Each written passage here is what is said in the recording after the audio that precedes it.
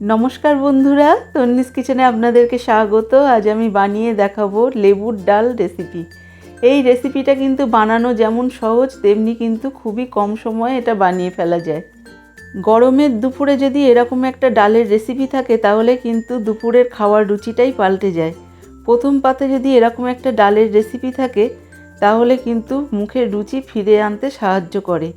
এর জন্য আমি নিয়ে নিয়েছি 300 গ্রাম পরিমাণ মুগ ডাল আর 2টো পাতিলেবু। সবার প্রথমে আমি ডালটা বানানোর জন্য কড়াই গরম করে কড়াইতে দিয়ে দিচ্ছি মুগ ডাল।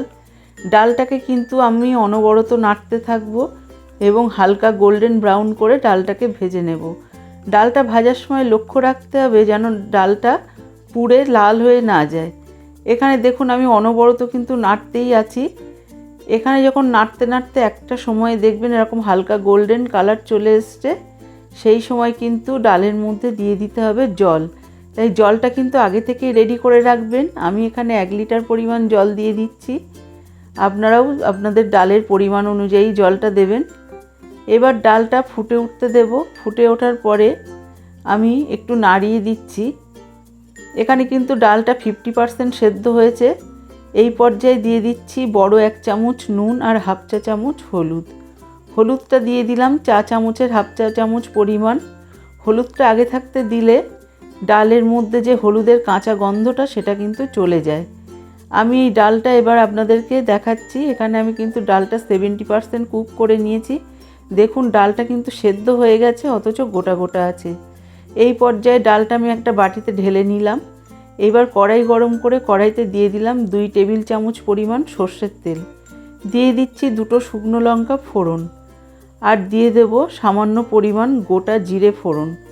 এই জিরে আর শুকনো লঙ্কাটা যখন একটু লাল লাল হয়ে যাবে এবং ফোড়নটা থেকে খুব ভালো একটা গন্ধ ছাড়বে, সেই সময় দিয়ে দিতে হবে ডাল।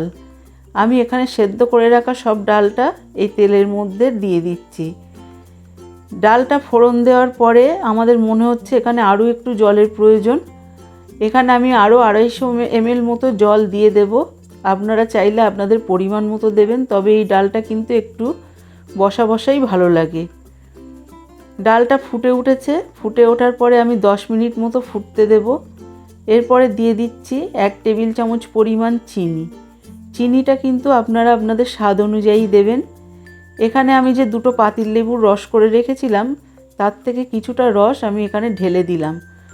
পাতিলেবুর রসটা সবটা কিন্তু আমি একবারে দেব না, এটা কিন্তু আপনারা আপনাদের স্বাদ অনুযায়ী দেবেন। যে যেরকম টক পছন্দ করেন সেরকমই দেবেন।